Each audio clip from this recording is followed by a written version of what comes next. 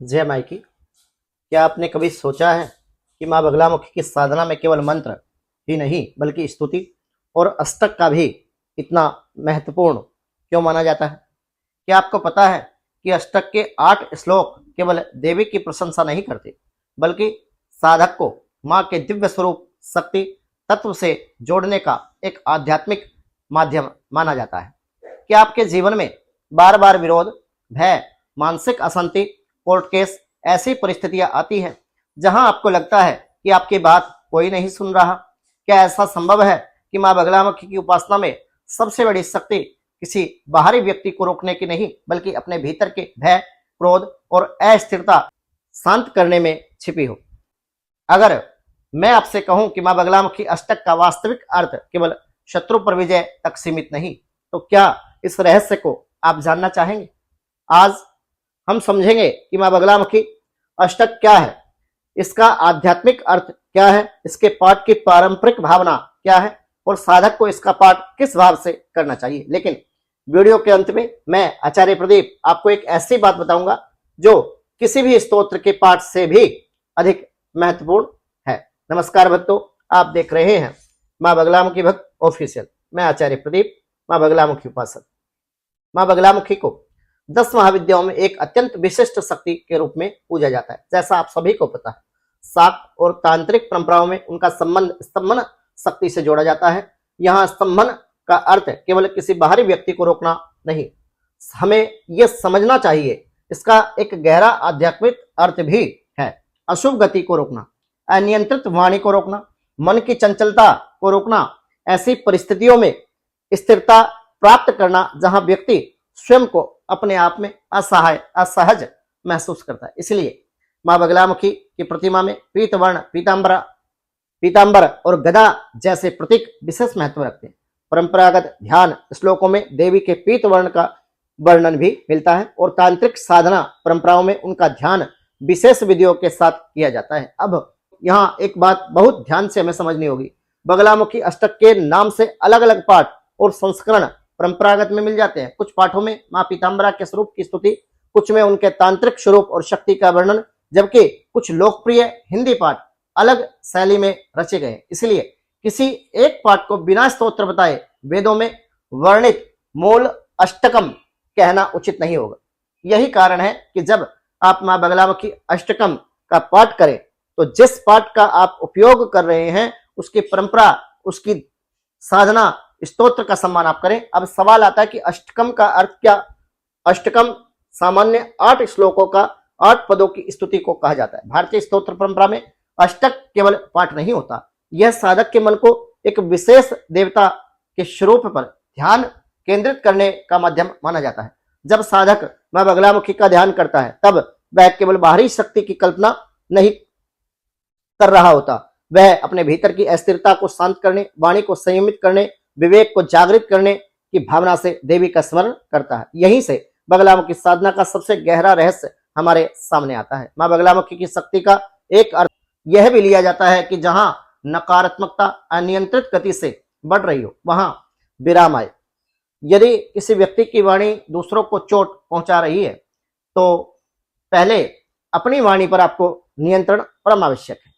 यदि मन भय से भरा है तो पहले अपने भीतर स्थिरता लाना परम आवश्यक है। यही जीवन में संघर्ष है तो पहले यह देखना आवश्यक है कि हम संघर्ष का उत्तर विवेक से दे रहे हैं या फिर क्रोध से।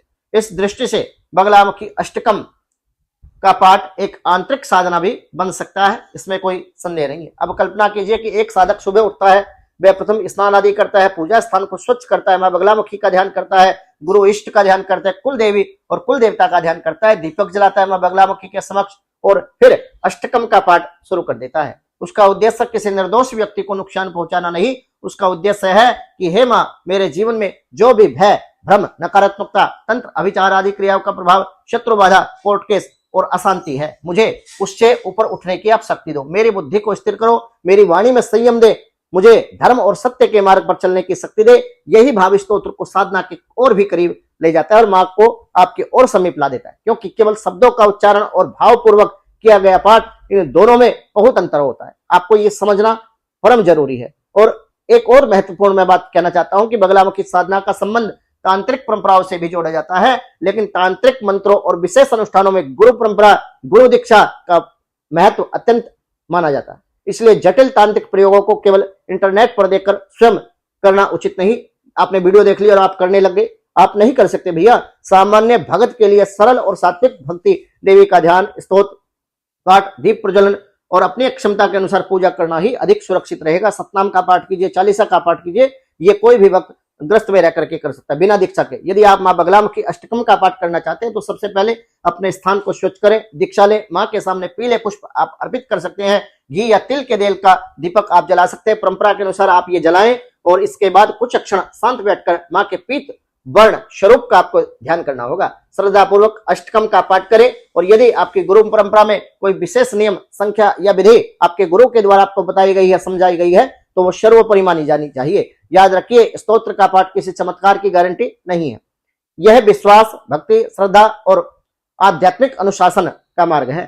किसी भी धार्मिक साधना का उद्देश्य किसी निर्दोष व्यक्ति को नुकसान पहुंचाना, किसी को कष्ट देना या फिर किसी को हानि पहुंचाना नहीं होना चाहिए। मां बगलामुखी को केवल शत्रुनाश की देवी मानना, उनके व्यापक और आध्यात्मिक स्वरूप को सीमित कर देना यहाँ पे होगा।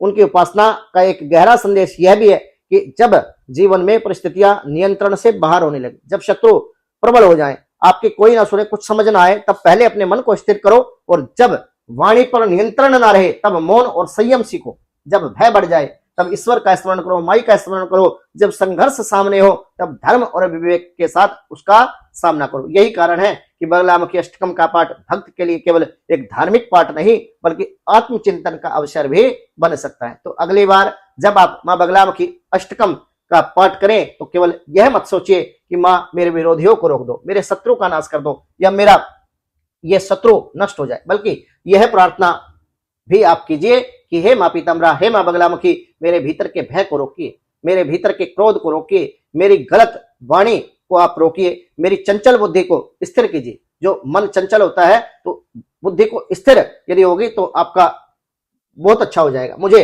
सत्य, धर्म और विवेक के मार्ग पर चलने की शक्ति दीजिए, क्योंकि जब भीतर के शत्रु शांत होता है तब बाहर के संघर्षों का सामना करने की शक्ति भी व्यक्ति के अंदर, साधक के अंदर बढ़ जाती है। यही बगलामुखी उपासना का एक गहरा आध्यात्मिक संदेश के रूप में समझा जा सकता है।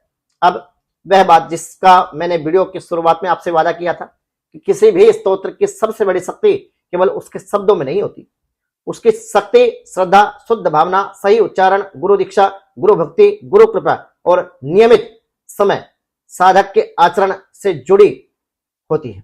इसलिए यदि आप मां बगलामुखी के भक्त हैं तो आज ही आप एक संकल्प लीजिए। इस वीडियो को देख करके मैं अपनी वाणी का दुरुपयोग नहीं करूंगा, मैं किसी निर्दोष को हानि पहुंचाने की भावना से साधना नहीं करूंगा, मैं अपने भय और क्रोध पर विजय पाने का प्रयास करूंगा और मैं मां से केवल बाहरी विजय नहीं बल्कि भीतर की शक्ति और विवेक भी मांगू।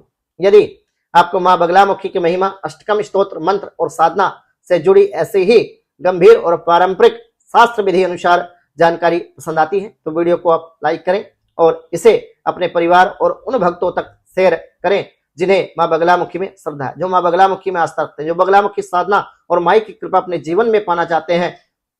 इसलिए मां बगलामुखी भक्त ऑफिशियल चैनल को सब्सक्राइब करें और बेल आइकन दबाएं और कमेंट में श्रद्धा से लिखिए आप जय मां बगलामुखी। मां पीताम्बरा आपकी बुद्धि को स्थिर करे, आपके जीवन में धर्म और विवेक की स्थापना करे और आपको सत्य के मार्ग पर चलने की शक्ति दे। इसी मनोकामना के साथ जय माई की, जय मां कामाख्या।